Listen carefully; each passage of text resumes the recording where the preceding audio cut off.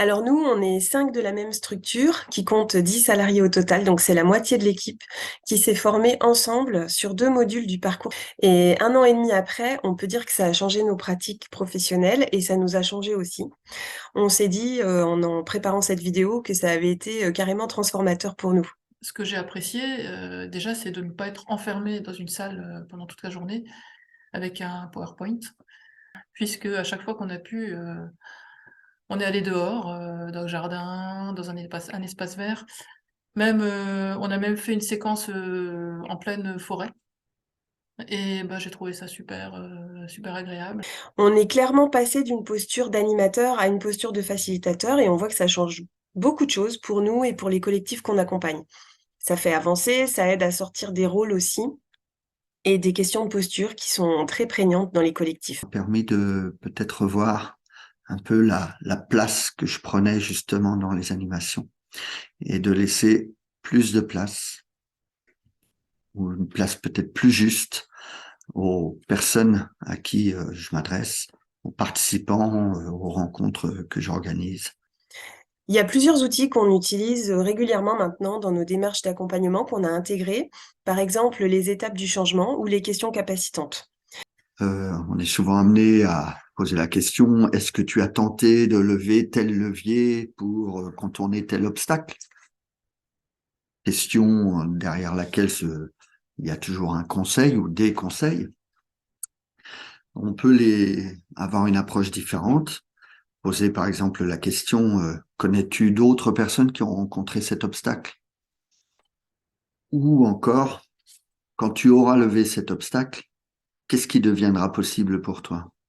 Puis, bah, c'est eux qui proposent, qui construisent et au final, je trouve que le résultat est vraiment très positif et je pense que la démarche est plus durable et je pense que j'ai clôturé cet accompagnement il y a 2 jours, hein, c'est vraiment tout frais et j'ai remarqué que les personnes étaient fières, de ce qu'elles avaient co-construit et fières du résultat aussi. Donc je pense qu'elles sont très impliquées et l'énergie qu'elles ont déployée là-dedans va continuer.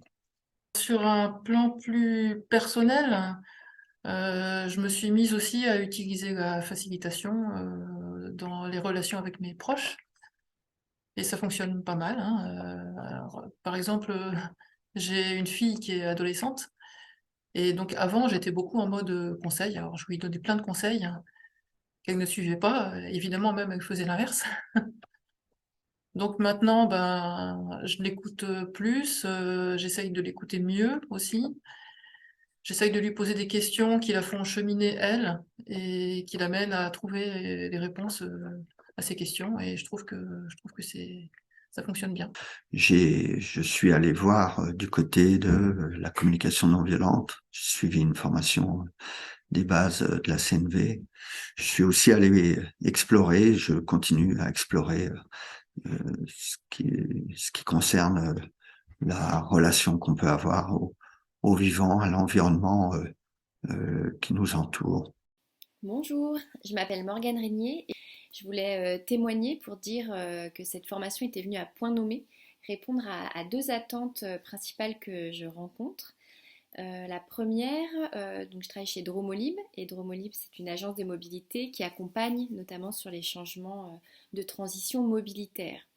Et j'ai pu dans cette formation trouver les outils nécessaires pour pouvoir identifier pour toutes les personnes qu'on accompagne où elles se situaient par rapport à cette demande d'évolution dans leur mode de déplacement, de manière à pouvoir les accompagner dans leur résistance, dans les peurs qu'elles peuvent exprimer et pouvoir identifier où était le niveau de motivation, les envies pour faciliter ce changement. Cette formation, elle est venue aussi répondre à une deuxième attente. Dromolib, c'est un espace, du coup, on va pouvoir expérimenter des manières de se déplacer autrement, mais c'est aussi un espace où on va pouvoir expérimenter des manières de décider autrement, des manières de travailler ensemble différemment, notamment dans cette idée de complémentarité avec d'autres acteurs, donc qui invite à la coopération. Donc c'est un vrai changement qu'il faut aussi accompagner. Et cette formation, elle est venue m'amener des outils pour identifier comment m'y prendre au quotidien. Donc c'est une vraie gestion, non pas de projet, mais gestion de changement pour pouvoir être à la hauteur des enjeux de demain. Cette formation, elle est donc venue voilà, m'amener tous ces outils dont je viens de parler, mais le fait qu'elle se déroule aussi en forêt est venu ancrer des connaissances, des expériences qui sont, voilà, comment dire, qui s'incrustent, qui s'intègrent vraiment, qui se mémorisent, qui se vivent à fond pour pouvoir vraiment après les utiliser au quotidien. Et donc il n'y a pas une journée où je ne pense pas à la formation dans ce que je suis en train de vivre.